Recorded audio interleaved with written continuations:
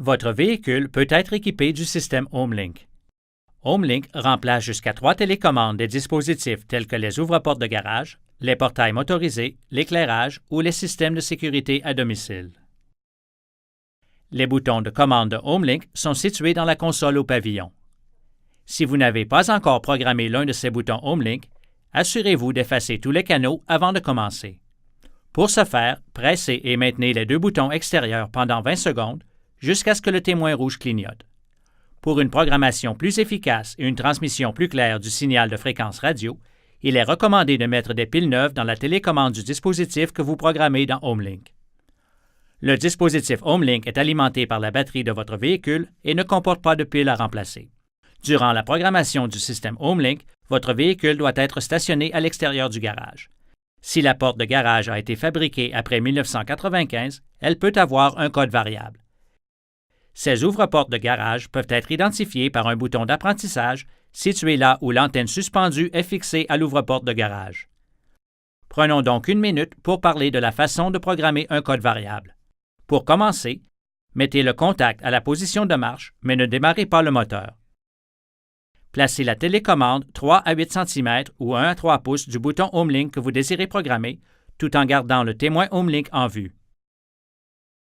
Appuyez simultanément et maintenez enfoncé le bouton HomeLink que vous désirez programmer et le bouton sur la télécommande. Continuez de tenir les deux boutons et à observer le témoin. L'indicateur HomeLink clignotera lentement et ensuite rapidement après que HomeLink aura reçu le signal de fréquence de la télécommande. Relâchez les deux boutons après que le témoin lumineux aura passé du clignotement lent au clignotement rapide. Vous êtes maintenant prêt pour les étapes suivantes. Sur le moteur de la porte dans le garage, trouvez le bouton d'apprentissage. On peut habituellement le trouver là où le fil de l'antenne suspendue est fixé au moteur de l'ouvre-porte. Le nom et la couleur du bouton peuvent varier selon le fabricant. Ce n'est pas le bouton normalement utilisé pour ouvrir et fermer la porte. Vous avez 30 secondes pour passer à l'étape suivante après avoir appuyé sur ce bouton. Alors, c'est sans doute une tâche plus facile si vous êtes deux. Appuyez sur le bouton d'apprentissage et retournez au véhicule ou ayez quelqu'un dans le véhicule pour appuyer 2 fois sur le bouton HomeLink programmé en maintenant le bouton enfoncé pendant 2 secondes chaque fois.